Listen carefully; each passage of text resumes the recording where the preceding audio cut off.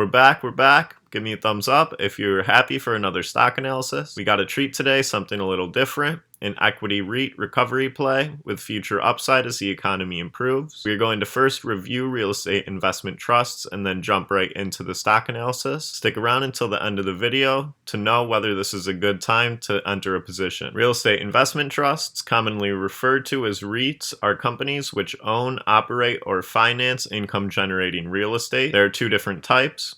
Equity REITs concern themselves with owning properties to generate income from tenants, while mortgage REITs profit off the spread between money they borrow and the mortgage and interest payments they receive from their customers. Similarly to business development companies, real estate investment trusts are required to pay out 90% of their taxable income to shareholders annually, making them beneficial to generate steady income streams, but they are lacking in the way of growth potential. It's also important to note here that these dividend payments will be taxed at your ordinary tax rates. Ashford Hospitality Trust, stock ticker AHT, is an equity REIT which predominantly invests in upscale full-service hotels and are currently trading at $6.44. Before we jump into the rest of the fundamental analysis, I want to look at the 5-year chart. So we know the AHT stock price movements before the economy shut down, trading at its highest prices over the past 5 years. In 2018, AHT first sunk under the 20-day SMA line, that dark red line, in July of that year. The stock price continued to decline until leveling off around $28 for a 7-month period. Mid-February 2020, the sell-off began as the hotel industry was essentially completely shut down. Ashford Hospitality Trust has a market capitalization of $1.227 billion with a 52-week range of 1.27 to 10.8. The 5-year beta of 2.28 signifies AHT's share price moves at just below 2.3 times its broader market. Ashford Hospitality Trust is a slightly riskier investment than their competitors in the hotel REIT industry. As you can see, their 1-year beta is slightly higher. As travel has yet to pick up to pre-shutdown levels, AHT's earnings per share of the trailing 12 months is negative $15.20, giving the company a non-existent price-to-earnings ratio. However, they have been able to consistently beat earnings expectations since Q3 of 2020 and are expecting to turn positive earnings later this year. Ashford Hospitality Trust paid their last dividend on January 1st of 2020 and have yet to reinstate their dividend payments. It should not go without being said that the company decided to reduce the salaries of their CEO, CFO, and executive officers at this time, showing that management has accepted some sense of accountability, or at least care what their investors think about them. One way or the other, the hotel REIT industry took a big hit, and AHT was not alone, as many of their competitors' dividends are also in jeopardy and have been reduced, if not halted entirely. Now, I know what you're thinking here. Aren't REITs required to pay out a portion of their income every year to the shareholder? Whether or not they have customers that are generating some sort of revenue really doesn't matter at the end of the day, as there are many other financial metrics which go into the calculation of money they are required to distribute. If you're enjoying this video thus far and find the presentation of information to be helpful to you, don't be afraid to subscribe to the channel. We would like to see you again.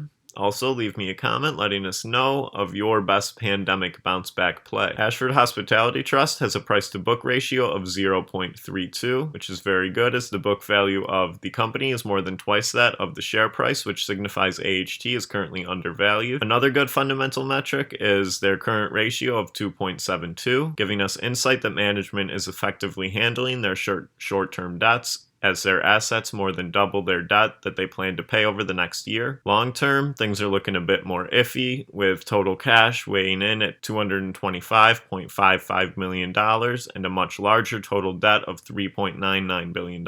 Additionally, more poor numbers resulting from the economic mess we are currently in are operating cash flow at negative $253.33 million and a negative levered cash flow of negative $61.28 million. Although these numbers aren't the best, this is a great chart giving us confidence in management's ability to dig themselves out of this hole. They were able to increase their current ratio by reducing their cash utilization by 82% over the past year, giving themselves about 4.5 years of runway in liquidity and effectively controlling their debt levels. Additionally, during much of the same period, AHT was able to reduce their debt around $530 $33 million, further increasing their ability to succeed in the future recovery and continue their dividend payments. Although Ashford Hospitality Trust has a reported revenue of $341.68 million, their gross profit is negative $52.3 million with a negative profit margins, operating margins, and return on assets of 164.69%, 111.8% and 5.7% respectively. This may sound terrible, but it is not all bad, as AHT has been able to successfully increase their revenue per available room by more than 60% over the last 8 months, signifying occupancy rate is increasing again. One of the reasons I believe Ashford Hospitality is in a good position for recovery is their vast diversification, not only between property type, but also property location. AHT hosts a record of 100 hotels with a summation of more than 22,000 rooms. 3/4 of these establishments are full service, while a whopping 63% of their portfolio is focused on upper upscale properties. This is incredibly advantageous for Ashford Hospitality, as they report these properties to have the largest percent increase in occupancy at 46%, as well as RevPAR, or revenue per available room, increasing at 37.1%, second only to that of the luxury properties. Additionally, the company is diversified into 28 different states and are focused on the 25 top equity real estate markets such as Atlanta, Key West, and Austin. This positions them well for a more successful stock price bounce back, as these markets were hit harder, with a 16% greater decrease in revenue per available room for the 2020 year over year. Another great showing by management is that 12 of Ashford Hospitality's top 17 markets are located in states with the largest inbound migrations, putting them in the perfect position to efficiently bolster future business operations. Ashford Hospitality Trust, stock ticker AHT, is currently trading at $6.44 and is well over the 20-day moving average on the 1-year chart. This signifies that they have begun to attempt to recover and should continue to rise over time. A relative strength index, however, of 73, that purple line on the bottom, signifies the stock is currently very overbought, but this may not be accurate, as it has been trading lower than its true value for almost a year now. Additionally, analyst price targets have the average price dialed in at $3.75,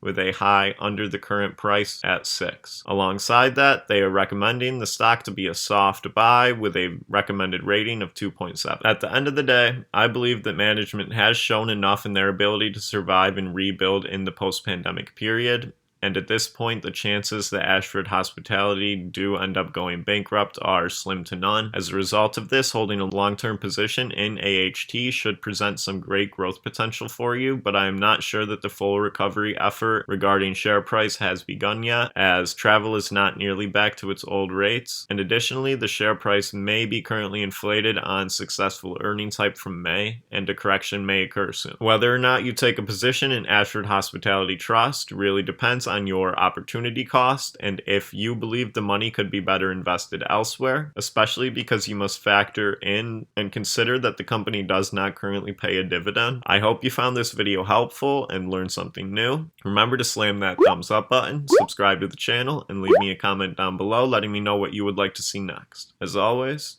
I'm Patrick Zimmerman. Thank you for your time and have a nice day.